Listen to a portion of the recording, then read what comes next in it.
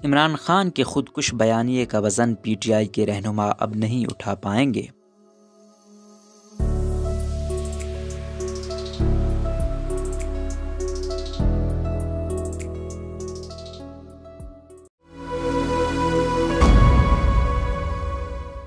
मारूफ साफ़ी कामरान यूसुफ का कहना है कि फैसल वावडा की प्रेस कॉन्फ्रेंस का मकसद ये समझ में आता है कि इमरान खान जो इदारों पर उंगली उठा रहे थे, फैसल वावडा ने आज इमरान खान को झूठा साबित करने की कोशिश की है। उन्होंने इमरान खान के बयानिए से हवा निकालने के लिए प्रेस कॉन्फ्रेंस की है। इमरान खान पिछले 3 रोज से अरशद शरीफ के कत्ल का इल्जाम कहीं न कहीं एस्टेब्लिशमेंट पर लगा रहे हैं, मगर फैसल वावडा ने आज मुख्तलिफ पोजीशन ली है। नया दौर टीवी के टॉक शो खबर से आगे में गुफ्तगू करते हुए कामरान यूसुफ का कहना था कि फैसल वावडा एक जानिब कह रहे हैं कि अरशद शरीफ को मुल्क से बाहर जाने पर मजबूर किया गया और साथ ही वो ये भी कह रहे हैं कि अरशद शरीफ का एस्टेब्लिशमेंट के साथ भी राब्ता था। मुझे अफसोस के साथ कहना पड़ रहा है कि पीटीआई इस अफसोसनाक वाक़े को अपनी सियासत के लिए इस्तेमाल कर रही है। उन्होंने कहा कि ISI पर इल्जाम लगना शुरू हो गए थे कि वो शवाहिद मिटाने जा रहे हैं। प्रोग्राम की मेज़बान मुर्तज़ा सोलंकी का कहना था कि आज की प्रेस कॉन्फ्रेंस के बाद फैसल वावडा को अपनी जमात की जानिब से भी शदीद गालियों का सामना करना पड़ेगा। उन्होंने कहा कि मुझे लगता है कि फैसल वावडा की पीटीआई से अलविदाई प्रेस कॉन्फ्रेंस होगी। फैसल वावडा ने आज जो कुछ कहा है इसका स्नोबॉल इफेक्ट होगा और इमरान खान के खुदकुश बयानिए का वजन पीटीआई के बहुत सारे रहनुमा अब नहीं उठा पाएंगे। फैसल वावडा की प्रेस कॉन्फ्रेंस से मुतालिक मारूफ दानिश्वर जैगम खान का कहना है कि फैसल वावडा एस्टेब्लिशमेंट के भी प्यारे हैं, ब्यूरोक्रेसी के भी और इमरान खान के भी करीब हैं। वो बैक वक्त 2 कश्तियों में सवार हैं, इनके लिए बैलेंस बरकरार रखना मुश्किल हो रहा है और अब वो एक महफूज जहाज की तरफ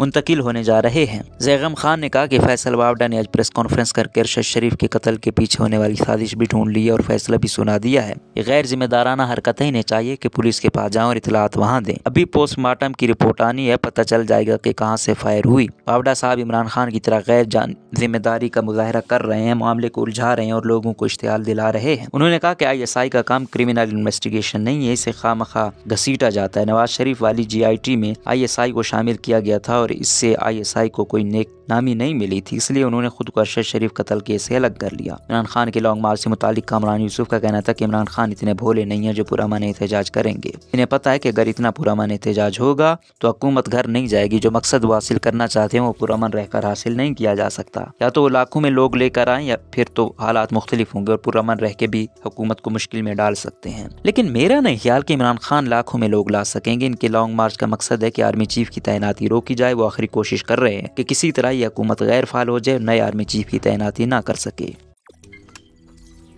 रोजनामा कुदरत की वीडियो देखने के लिए अभी YouTube चैनल पर सब्सक्राइब करें और बेल आइकन पर भी क्लिक करें।